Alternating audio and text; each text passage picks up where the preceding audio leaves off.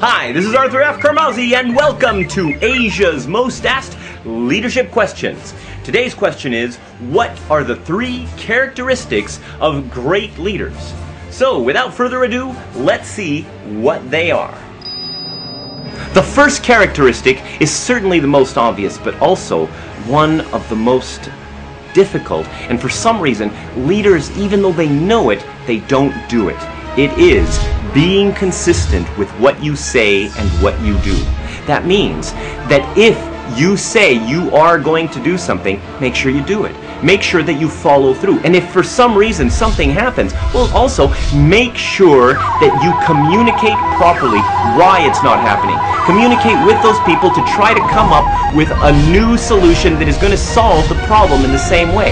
And, of course, if you're going to give consequences to something, make sure that people understand those consequences and make sure that you follow through. So if they do something that is not in line with what you are saying, and say, if you do X, you're going to get Y. Well, make sure that they do get Y, okay? Whether it's positive or negative.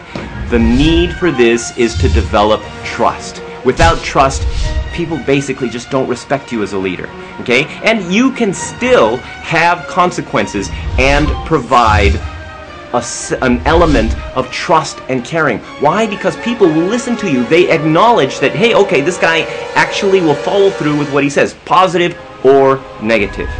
Consistency is essential. Be the person that you say you are. Do the things that you say you're going to do. Leadership characteristic number 2. Reduce the risk for excellence. Create an environment where people can feel significant, where people who can bring out their innate desire to be the best that they can be. If you remember when you first started working, do you remember how excited you were, how you knew you could really be excellent in this job? What happened? Okay? Eventually, fear started to come in. And it doesn't matter whether you're at the very low part of the organization, whether you're working on minimum wage, or whether you're the CEO. It's the same kind of thing. The fear of looking stupid, the fear of making a mistake, the fear of doing something that other people are not going to approve of is what prevents you from being your absolute best. So depending on how you organize, how you create that environment, are you going to be creating fear? Are you going to be blaming people? Because if you're blaming people, you know what happens? You are basically saying, I am a victim, and I failed because of this person, because of this person, because of this reason, rather than focusing on the objective. See, if you focus on the end result, if all of the processes to get to that end result can be done differently, are accepted. Hey, you know what? We tried this way. Hey, what did you come up with? Is that a great idea? Or is it like, no, it has to be done this way, and if you don't do it exactly this way, well, then you're going to get screwed. Okay? That doesn't help people to develop their abilities. What fear does is it keeps people at the minimum level of expectation. Now, if that's okay with you, then fear is acceptable. But if you really want to take the time to nurture your people, if you really want to take the time to develop your people into more competent, more loyal, more motivated, more dedicated, creative individuals that can come up with solutions to your problems that you never even thought of, you're going to have to trust them.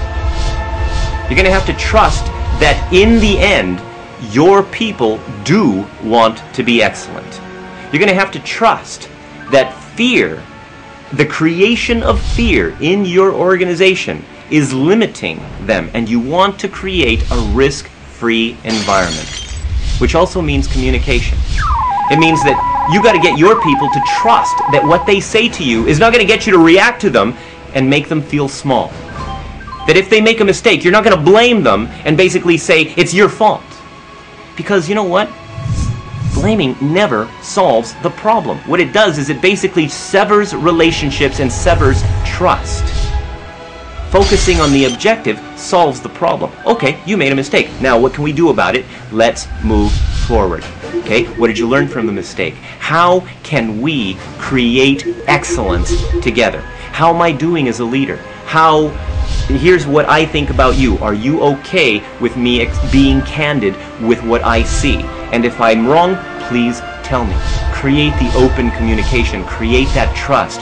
Create the opportunity for people to tell you what they feel, what they think, what they see, and you will develop people who will do anything for you. People who are going to work at their absolute best level, and they may make mistakes on the way. These people are the ones that are going to be the most competent after a short period of time. So now the next one is leadership characteristic number 3. The alignment between your senior team and your organization's brand. See, you and your senior team are setting the example for the entire organization. You are setting the direction. If you're always fighting, if you're always disagreeing, well, you know what? That doesn't look good to everyone else. They don't see you as congruent. And even worse, if your people, your senior team, and you are not aligned with what your organization really represents, okay, well, then people aren't going to really believe in what they're doing. See, what are you really selling? If you're selling pipes, are you just selling pipes? Or are you selling the ability to transport water and fuel and energy to all parts of the world so that people can live better lives? If you're selling toys, are you just selling toys, or are you selling the opportunity for children around the world to be educated and entertained? What do you really sell? And do you and your senior team really believe it? Are you focusing on the objective of creating that in your organization and around the world to all of your customers? If you believe it, if you day by day live your brand, if you cooperate and focus on the objective with your senior team, you will be setting an example for the rest of your organization. If you don't, they're going to see you as incongruent.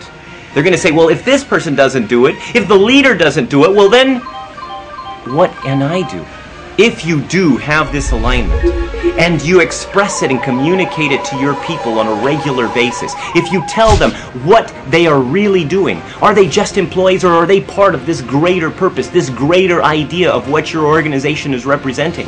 If they feel like their job is important because it is part of a greater event, of a greater result, whatever it is that your company end result is for your products or services, then they're going to feel like they're doing something great. Doesn't matter what job they have, they are a part of something great. Set the example so that people don't just have jobs, so that people have missions in their life, and they are achieving those missions through your organization, through your brand, and through the guidance of you and your senior team. So that's it for the 3 characteristics of great leaders. Stay tuned next time when we ask the question, what do I do with a problem employee? Until then, this is Arthur F. Karmazi wishing you great success. So if you like this video and you'd like to see more like it, visit leadershipfaq.com. That's leadershipfaq.com. Sign up and you get all of Asia's Most Asked leadership questions. And if you happen to have a burning question about leadership, email me personally at afc@karmazi.net. This is Arthur F. Karmazi wishing you great success.